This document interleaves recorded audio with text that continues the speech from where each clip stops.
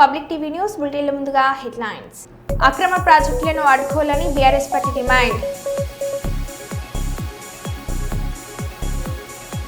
Dubai మెరీనాలోని residential building లో భారీ అగ్ని ప్రమాదం. Malabar gold and diamond showroom లో బ్యాంగిల్స్ ఫెస్ట్ ఘనంగా ప్రారంభం.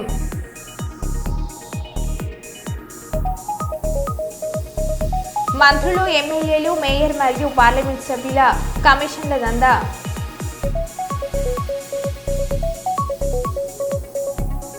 రాష్ట్ర కార్మిక మైనింగ్ శాఖ మంత్రి వివేక్ వెంకటస్వామిని మర్యాదపూర్వకంగా కలిసిన రామగుండం సిపి అంబర్ కిషోర్.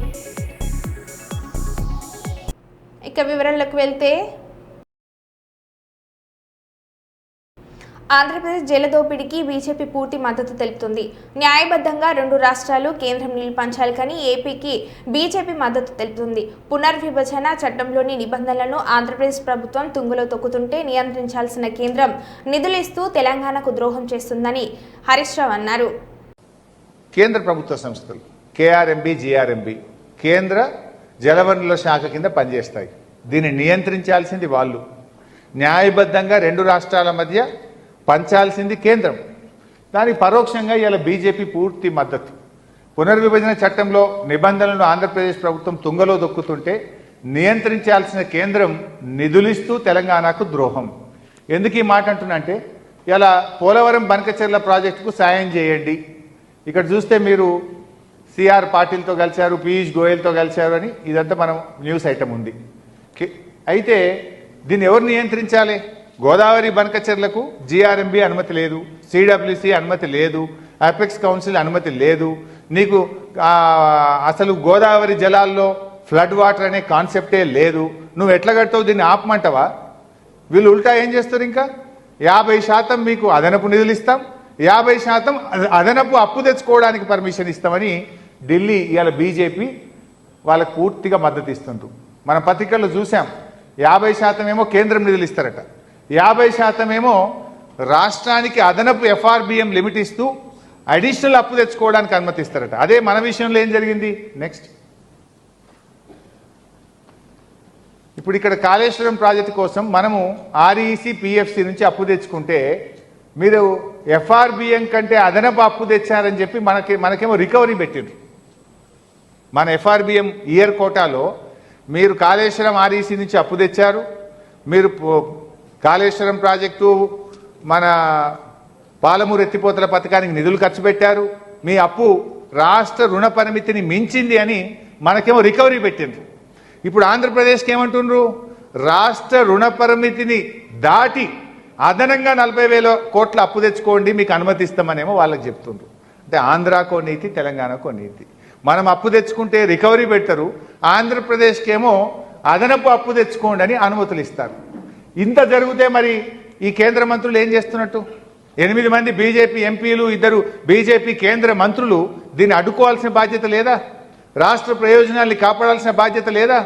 రాష్ట్ర హక్కుల్ని కాపాడాల్సిన బాధ్యత వాళ్ళకి లేదా? ఇవాళ రాష్ట్ర ప్రజలు కూడా ఆలోచిస్తున్నారు. ఇంతమంది 2 కేంద్ర మంత్రులు, 8 మంది ఎంపీలు ఉండి ఏం లాభం అనేటువంటి ఈరోజు చర్చ జరుగుతుంది. బీసీలను ఐక్యం చేస్తూ, బీసీలకు ప్రయోజనం చేస్తూ, బీసీలకు రాజ్యాధికారం చేపట్టించే ముఖ్య ఉద్దేశమే స్వతంత్ర బీసీ ఫెడరేషన్ లక్ష్యమని స్వతంత్ర బీసీ ఫెడరేషన్ కోఆర్డినేటర్ బస్తపల్లి సూర్యనారాయణ, జిల్లా కన్వీనర్ ఆనందులు తెలిపారు. కర్నూలు నగరంలోని శంకరస్ డిగ్రీ మహిళా కళాశాలలో స్వతంత్ర బీసీ ఫెడరేషన్ స్థాపన కొరకు బీసీల సమావేశం జరిగింది. ఈ సందర్భంగా బస్తపల్లి సూర్యనారాయణ, ఆనందులు మాట్లాడుతూ, బీసీలలో కొందరిని రాజకీయ పార్టీలు చేరదీసి ఓట్లను కొల్లగొడుతున్నారని, బీసీలను మోసం చేస్తూ బీసీల జపం చేస్తున్నారని, ఇలాంటి రాజకీయ పార్టీలకు సంబంధం లేకుండా స్వతంత్ర బీసీ ఫెడరేషన్ ముందుకెళ్తుందని, జూలై 20న విజయవాడ నడిబొడ్డున స్వతంత్ర బీసీ ఫెడరేషన్ ఆవిర్భావ కార్యక్రమానికి పెద్ద ఎత్తున తరలి రావాలని కోరారు.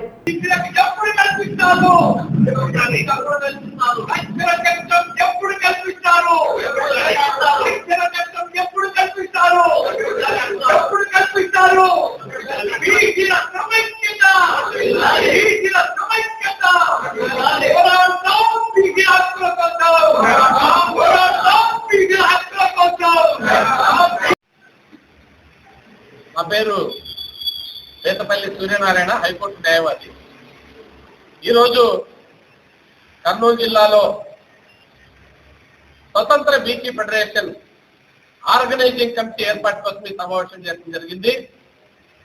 ఈ సమావేశానికి కర్నూలు నడిబొడ్డున నగరంలోను అతనే కర్నూలు జిల్లాలో ముఖ్యమైనటువంటి ప్రాంతాల్లోనూ ఈ యొక్క ఉద్యమ నిర్మాణం కోసం వచ్చినటువంటి మా యొక్క నాయకులు అందరూ కూడా కూర్చొని కర్నూలు జిల్లాలో ఒక స్వతంత్ర బీసీ ఉద్యమాన్ని బీసీ ఫెడరేషన్ ను నిర్మాణం కోసం ఈరోజు సమావేశం ఏర్పాటు చేయడం జరిగింది. ఈరోజు పాలక పార్టీలైనటువంటి అన్ని పార్టీలు బీసీల యొక్క హక్కులు పరిగణించే దాంట్లో పూర్తిగా వైఫల్యం చెందినటువంటి విషయము ఈనాడు ఉన్న పరిస్థితులు చూస్తున్నాం. ఈరోజు రాజకీయ పార్టీలు తమ యొక్క ఓటు కోసము తమ యొక్క ఓటును వాళ్ళ బీసీల ఓటు కొల్లగొట్టే దానికోసము బీసీల్లో కొంతమందిని చేరదీయడము కేవలము వాళ్ళ రాజకీయ పార్టీల ప్రయోజనాల కోసమే బీసీ మాట చెప్తూ బీసీలను మోసం చేస్తూ ఈరోజు ఉన్నటువంటి పరిస్థితి మనం గమనిస్తున్నాము. అనాదిగా స్వాతంత్రం నుంచి ఈనాటి వరకు కూడా సమాజంలో 56 నుంచి 60% ఉన్నటువంటి బీసీలకు న్యాయం చేయడంలో ఈ పాలక పార్టీలు పూర్తిగా వైఫల్యం చెందినాయి. కాబట్టి ఈనాడు స్వతంత్ర బీసీ ఫెడరేషన్ ఆవిర్భావం ఈరోజు అవసరమైంది. ఈ యొక్క స్వతంత్ర బీసీ ఫెడరేషన్ రాజకీయాలతో ఎటువంటి రాజకీయ పార్టీతో మాకు సంబంధం లేదు. కేవలము బీసీల ప్రయోజనం కోసం బీసీలను ఐకమత్యం చేసి బీసీల రాజ్యాధికారం కోసం కూడా నా పేరు కేబీ అభిలామ్, నేను హైకోర్టు అడ్వకేట్ ని. ఈరోజు స్వతంత్ర బీసీ ఫెడరేషన్ ఆవిర్భావం కోసం ఈ సమావేశానికి అధ్యక్షత వహించడం జరిగింది. నేను ఈరోజు ఒక మేనేజింగ్ కమిటీని ఏర్పాటు చేయడం జరిగింది. కమిటీకి ముఖ్యంగా కన్వీనర్ గా ఆనంద్ను ఎన్నుకోవడం జరిగింది. అట్లే కో కన్వీనర్ గా నలుగురిని ఎన్నుకోవడం జరిగింది. వారు నాగరాజు, మహేష్, పెద్దయ్య, రాజేష్, వీళ్ళు నలుగురిని కూడా కో కన్వీనర్ గా ఎన్నుకోవడం జరిగింది. మిగతా వాళ్ళందరూ కూడా సభ్యులుగా ఉంటారు. వీళ్ళందరినీ కూడా గతంలో బీసీలకు చాలా అన్యాయం జరిగింది, నేడు జరుగుతుంది.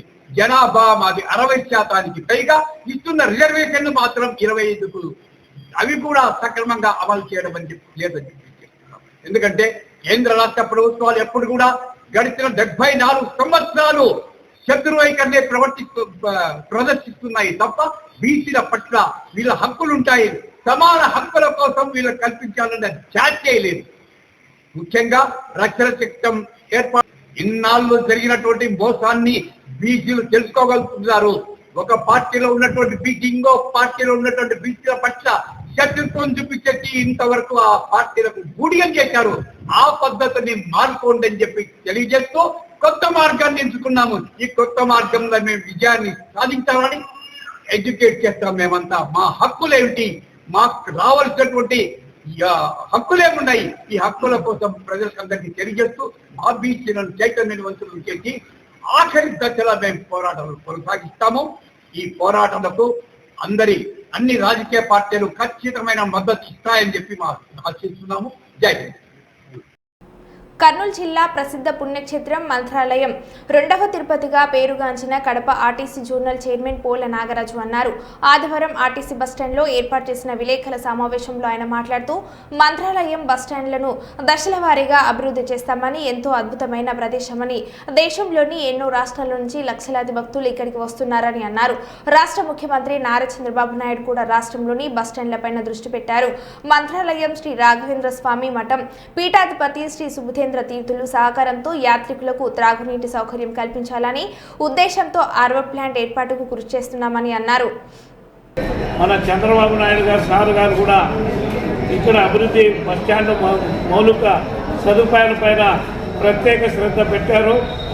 తాగునీరైతే మరుగుదొడ్లయితేనేమి, మరి బస్టాండ్ ప్రాంగణంలో ఉన్న పరిశుభ్రత కూడా అవసరమనే ప్రత్యేక డ్రైవింగ్ పెట్టారు కనుక మనమందరూ కూడా వాటిని ప్రజలకు సౌకర్యార్థం కూడా చేయాలనే ఉద్దేశంతో మేము అన్ని బస్ స్టాండ్లు కూడా విజిటింగ్ చేయడం అయింది.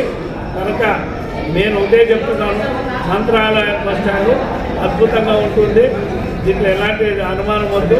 స్వామీజీ గారు కూడా ప్రత్యేక శ్రద్ధ పెట్టి నిన్న రాత్రి దాదాపు 1 గంట సేపు బస్ స్టాండ్ ఆవరణలో అన్ని విషయాలు ఎలా ఉండాలా, ఆర్చ్ ఉండాలా, బస్ స్టాండ్ డిజైన్ ఎలా ఉండాలా, మంత్రాలయం అనే పేరు కూడా నామకరణం చేయాలని స్వామీజీ గారు ఆర్టీసీ బస్ స్టాండ్ మంత్రాలయం అనే నామకరణం కూడా చేయాలని స్వామి గారు ప్రతిపాదించారు.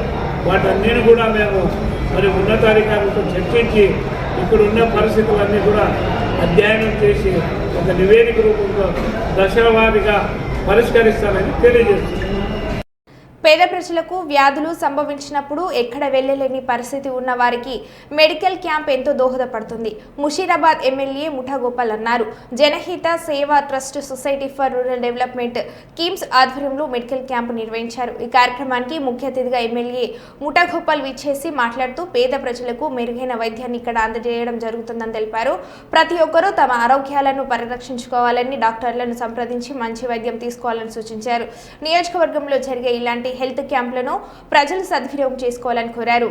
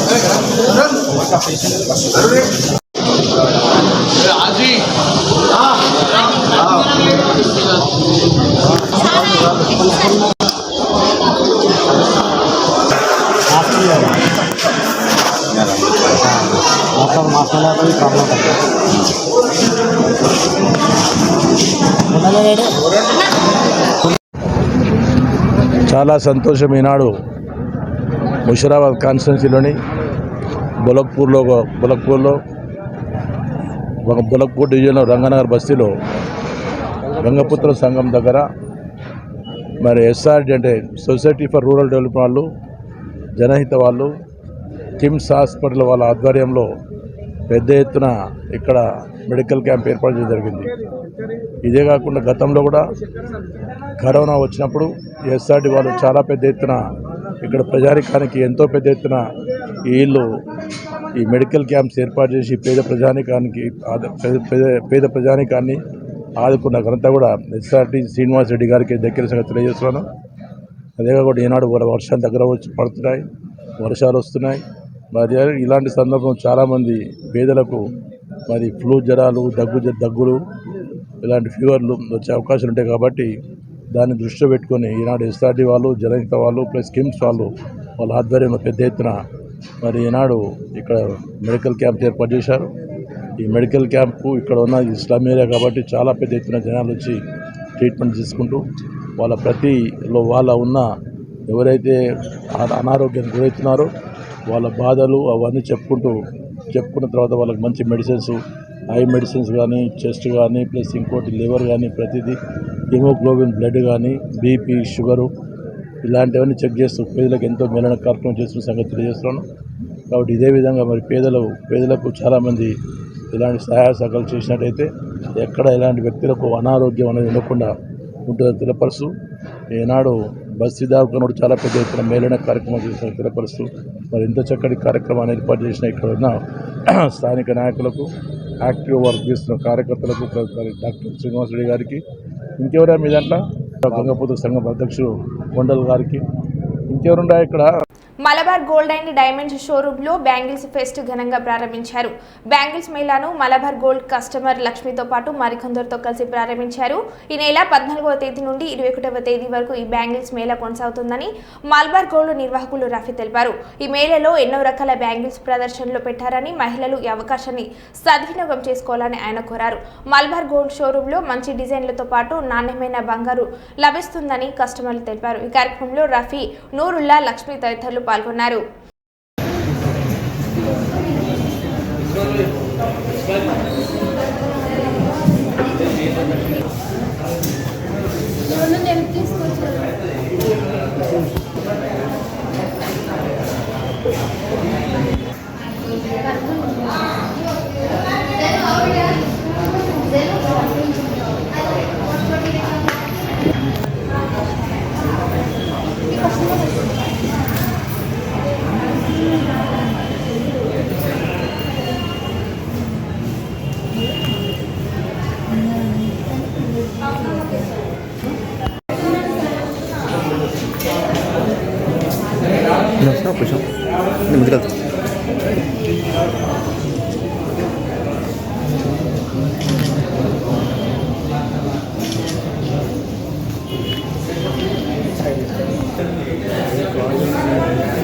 అన్నీ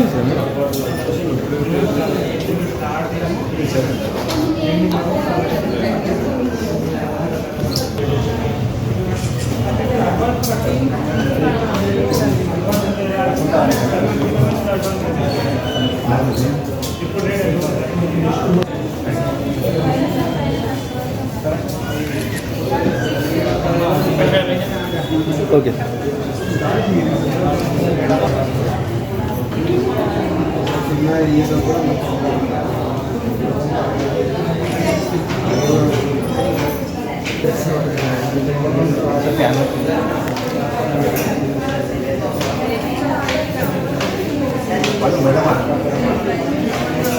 నేను మల్బార్కి 10 సంవత్సరాల నుంచి కస్టమర్కి. ఈ మల్బార్ గోల్డ్ అండ్ డైమండ్స్లో డిజైన్స్ చాలా ఎక్కువగా ఉంటాయి. ఇప్పుడు ప్రత్యేకంగా బ్యాంగిల్స్ మేళా అనేసి 14th నుంచి 21st దాకా పెట్టారండి. ఆ డిజైన్స్ అయితే చాలా ఎక్కువగా ఉన్నాయి, అలాగే ఆఫర్స్ కూడా ఉన్నాయండి. పచ్చలు, కెంపులు, ముత్యాలు, గోల్డ్ ఇలాంటి ఏ ఐటెంలో చూసుకున్నా కూడా డిజైన్స్ ఎక్కువగా ఉన్నాయి. మహిళలందరూ ఈ అవకాశాన్ని సద్వినియోగపరచుకోవాలని కోరుకుంటున్నాను. నా పేరు లక్ష్మి అని.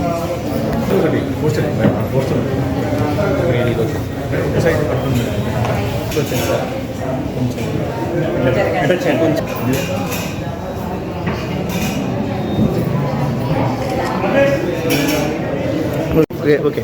అందరికీ నమస్కారం అండి. నా పేరు రఫీ. మన మలబార్ గోల్డ్ డైమండ్స్ కర్నూలు బ్రాంచ్లో బ్యాంగిల్ ఫెస్టివల్ ఏర్పాటు చేయడం జరిగింది. బ్యాంగిల్ ఫెస్టివల్లో ఇప్పుడు డేట్ ఎట్లా అంటే జూన్ 14th నుంచి జూన్ 21st వరకు బ్యాంగిల్ షో ఏర్పాటు చేయడం జరిగింది. ఇయర్లీ వన్స్ ఉంటుంది ఇది. దీనిలో ముఖ్య ఉద్దేశం ఏంటంటే మన ప్లెయిన్ బ్యాంగిల్స్తో పాటు ruby, embroid, uncut diamonds different models అవైలబుల్గా ఉంటాయి. మన కర్నూలు ప్రజలందరూ ఈ అవకాశాన్ని సద్వినియోగం చేసుకోవాలని కోరుచున్నాను. అంతర్గ మండలం పెద్దంపేట గ్రామంలో టీయూసీఏ రాష్ట్ర మహాసభల వాల్ పోస్టర్లను ఆవిష్కరించడం జరిగింది. ఈ సందర్భంగా టీయూసీఏ పెద్దపల్లి జిల్లా సహాయ కార్యదర్శి మార్తా రాములు హాజరై మాట్లాడారు. ఈరోజు దేశంలో చూసుకున్న, రాష్ట్రంలో చూసుకున్న కార్మిక వర్గం మీద మరి అనేక దాడి జరుగుతుంది. ఒక రకంగా చెప్పాలంటే మన కేంద్ర ప్రభుత్వం అనుసరిస్తున్నటువంటి విధానాలు మొత్తం మీద కార్మికులను కట్టు బానిసలుగా కమ్మేసే హక్కు లేదు, ఆ ప్రతినిధి హక్కు లేదు, ఏ హక్కు లేకుండా చేసేటువంటి పరిస్థితి జరుగుతుంది. కాబట్టి దీనికోసం మనం కార్మికులంతా కూడా ఐక్యమైపోవడాల్సిన అవసరం ఎంతైనా ఉన్నది. దేశంలో చూసుకున్నప్పుడు ముఖ్యంగా చూసుకున్నట్టు అయిందంటే మరి ఎంపీల జీతాలు పెరిగినటువంటి పరిస్థితి ఉన్నది. కాకపోతే ఇప్పటి వరకు కూడా 10 ఏళ్ల కాలంలో కూడా టీఆర్ఎస్ ప్రభుత్వం ఉన్నప్పుడు కూడా మరి జీవో గెజిటివ్ చేసి ఇప్పటి వరకు కూడా దాన్ని అమలు చేయక జీవో అనేటువంటిది 10 సంవత్సరాల కాలంలో కూడా ఆపేయడం జరిగింది. అంటే కార్మికుడు అంటేనే కట్టు బానిస, ఎంతకైనా చేస్తాడు అనేటువంటి పరిస్థితి, ఎంత రేటు ఇచ్చినా చేస్తాడనేటువంటి పరిస్థితి ఉన్నది. కనుక దీని అంతటి కూడా కారణం కూడా వాస్తవంగా చెప్పాలంటే మన కార్మికులం కూడా ఐక్యంగా లేకపోవడం, కూడా వివిధ పార్టీలుగా వివిధ సంఘాలుగా ఏర్పడి మరి ఐక్యంగా పోరాటం చేయలేకనే ఈ విధంగా పరిస్థితి ఏర్పడుతుంది. కనుక ఈ యొక్క మహాసభతోడు కూడా ఒకనాడు మనం దాదాపు 40 సంవత్సరాల కాలంలో కూడా అజెప్తిగా పనిచేసి ఉన్నటువంటి పరిస్థితి. ఆనాడు కూడా మరి ఐఎఫ్టీ సంఘం కూడా ఎదుగుబొదుగు లేకుండా కూడా మరి వేరే రాష్ట్రాలకు వేరే జిల్లాలకు కూడా ఎదగనీయకుండా కూడా చేసేటువంటి పరిస్థితి జరిగింది. కనుక ఐఎఫ్టీ నుంచి మనం టీయూసీ మారి ఇప్పటికి దాదాపుగా సంవత్సరం కాలం జరుగుతుంది. కాబట్టి దీన్ని జరిగేటువంటి మహాసభను కూడా ఇక్కడ నుంచి కార్మికులు కూడా అందరూ కూడా సహకరించి మహాసభకు మన అందరం కూడా ఇక్కడ నుంచి మెజార్టీగా పోవాల్సిందిగా తెలియజేస్తూ, అదేవిధంగా పోరాటం చేస్తున్న పరిస్థితి ఎంతైనా ఉందని చెప్పి తెలియజేస్తూ నేను ముగిస్తున్నా.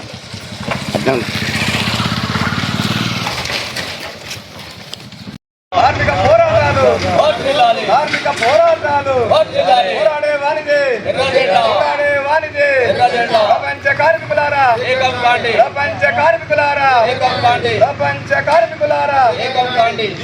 మహాసభ నిజామాబాద్లో జరిగేటువంటి మహాసభను జయప్రదం చేయండి. రాష్ట్ర మహాసభను జయప్రదం చేయండి. కార్మికుల ఐక్యత వర్ధిల్లాలి. వర్ధిల్లాలి.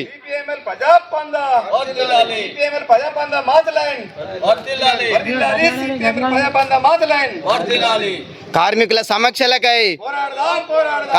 సమస్యలకై పోరాడితే పోయేదేం లేదు. అసంఘటిత కార్మికుల సమస్యల కోసం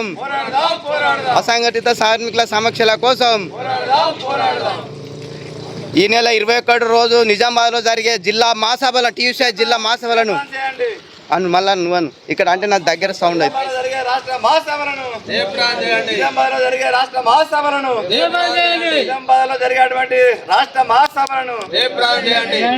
మన్నమరి పట్టణానికి చెందిన అఖిలేష్ అనే యువకుడు రోడ్డు ప్రమాదంలో తీవ్రంగా గాయపడి చెయ్యి విరిగిపోయి అత్యవసర చికిత్స అవసరమైన సందర్భంలో విషయం తెలుసుకున్న వెంటనే స్పందించిన తెలంగాణ రాష్ట్ర మైనింగ్ మరియు కార్మిక శాఖ మంత్రి డాక్టర్ వివేక్ వెంకటస్వామి 1,80,000 రూపాయలు ఎల్ఓసి విడుదల చేసి యువకుడి ప్రాణాన్ని కాపాడారు.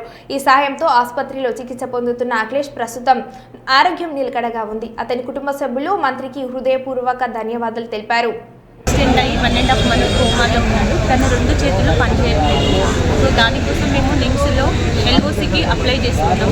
వివేక్ సార్ వల్ల మా బాబుకి 1,80,000 ఎల్ఓసి వచ్చింది. అందుకు మేము సార్కి కృతజ్ఞతలు చెప్తున్నాము. సార్కి కూడా రుణపడి.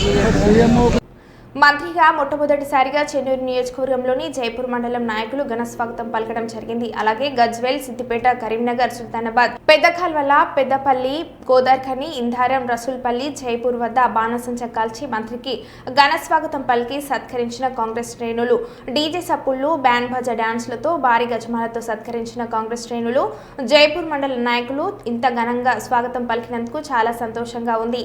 ఎక్కడ కూడా అవినీతి లేకుండా అభివృద్ధి చేస్తానని అన్నారు. నేను ఎక్కడ కూడా అవకతవకలు లేకుండా అక్రమాలు లేకుండా అభివృద్ధి చేస్తానని అన్నారు. ఇసుక దందా బంద్ చేయాలని ఏదైతే మీరు కోరారో నేను బంద్ చేసి చూపిస్తానని అన్నారు. నాకు ఓటేయండి, మీకోసం పనిచేస్తా అని చెప్పి మీ అందరికీ అప్పీల్ చేసిన. అప్పుడు మీరు అందరూ అన్నారు, సార్ మీరు మా ప్రాంతానికి బోర్వెల్స్ ఇచ్చినారు, మా స్కూల్లో ఫర్నిచర్ ఇచ్చినారు, మా టీచర్లు ఇచ్చినారు, మాకు మీ మీద భరోసా ఉంది, మీకు గెలిపిస్తామని చెప్పి మీరందరూ పెద్ద మెజారిటీతోని నేను 15 రోజులు క్యాంపెయిన్ చేసినప్పటికీ కూడా మనందరికి కూడా న్యాయం జరిగినట్టు, ఈ రోజు ఉద్యమకారునికి న్యాయం జరిగినట్టు అని చెప్పి ఈ సభాముఖంగా కోరుకుంటూ ఈ అవకాశం ఇచ్చినందుకు ధన్యవాదాలు తెలుపుతూ వివేక్ వెంకటస్వామి గారికి ఈ రోజు మంత్రిగా మొట్టమొదటిసారిగా మన భీమవరం వచ్చినందుకు ధన్యవాదాలు తెలుపుతున్నాం. Thank you sir. మంత్రి గారు ఒక నిమిషం మాట్లాడాల్సిందిగా కోరుతున్నాం.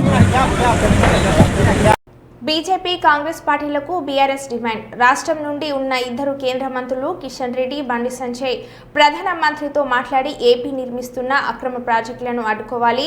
ఆంధ్రప్రదేశ్ జల దోపిడీపై రాష్ట్ర ప్రభుత్వం వెంటనే అఖిలపక్ష సమావేశం నిర్వహించాలని 2 డిమాండ్. అసెంబ్లీలో ప్రత్యేక సమావేశం నిర్వహించి బనక చర్యలను వ్యతిరేకిస్తూ ఏకగ్రీవ తీర్మానం చేసి కేంద్రానికి పంపాలని హరీష్ రావు అన్నారు. కిషన్ రెడ్డి గారు, బండి సంజయ్ గారు ప్రధానమంత్రితో మాట్లాడి ఈ అక్రమ ప్రాజెక్టును అడ్డుకోవాలని చెప్పి మేము విజ్ఞప్తి చేస్తూ ఉన్నాం. ఎందుకంటే ఈ నెలాఖరులో వాళ్ళు టెండర్లు పిలుస్తున్నారు. నెలాఖరులో టెండర్లు పిలిచి జూలైలో వాళ్ళు పనులు ప్రారంభించబోతున్నారు. టెండర్లు పిలవకుండా వెంటనే నిరోధించాలని చెప్పి నేను కిషన్ రెడ్డి గారిని, సంజయ్ గారిని కోరుతా ఉన్నా. అండ్ మన రాష్ట్ర ప్రభుత్వాన్ని వెంటనే అఖిలపక్ష సమావేశం పిలవండి, ఆల్ పార్టీ డెలిగేషన్ను ఢిల్లీ తీసుకుపోయి కేంద్ర ప్రభుత్వం మీద ఒత్తిడి పెంచాలని చెప్పి 2వ డిమాండ్ పెడతా ఉన్నాం. 3వ డిమాండ్, అసెంబ్లీ స్పెషల్ సెషన్ పెట్టండి. రేవంత్ రెడ్డి గారు చాలా స్పెషల్ సెషన్లు పెట్టింది కదా మీరు. మన రాష్ట్రానికి ఇంత అన్యాయం జరుగుతుంటే అసెంబ్లీ ప్రత్యేక సమావేశాలు పెట్టి ఏకగ్రీవ తీర్మానం చేసి ఈ ప్రాజెక్టు కట్టడానికి వీలు లేదు, మా తెలంగాణకు అన్యాయం జరుగుతుందని అసెంబ్లీలో ఏకగ్రీవ తీర్మానం చేసి ఢిల్లీకి పంపుదాం, ప్రత్యేక అసెంబ్లీ సమావేశాలు నిర్వహించాలని చెప్పి కూడా మేము ప్రభుత్వాన్ని డిమాండ్ చేస్తూ ఉన్నాం. లాస్ట్ పాయింట్, దుబాయ్ మెరీనాలోని రెసిడెన్షియల్ బిల్డింగ్లో భారీ అగ్ని ప్రమాదం సంభవించింది. శుక్రవారం రాత్రి భవనంలో మంటలు అంటుకున్నాయి. దాదాపు 6 గంటలు శ్రమించి మంటలను ఆర్పినట్లు అధికారులు వెల్లడించారు. ఆ 67 అంతస్తుల భవనంలో అగ్ని ప్రమాదంలో ఎలాంటి ప్రాణ నష్టం వాటిల్లలేదు. అందులో నివసిస్తున్న మొత్తం 3820 మందిని రెస్క్యూ సిబ్బంది ప్రాణాలతో కాపాడారు. వెంటనే బాధితులకు వైద్య సహాయం అందించారు.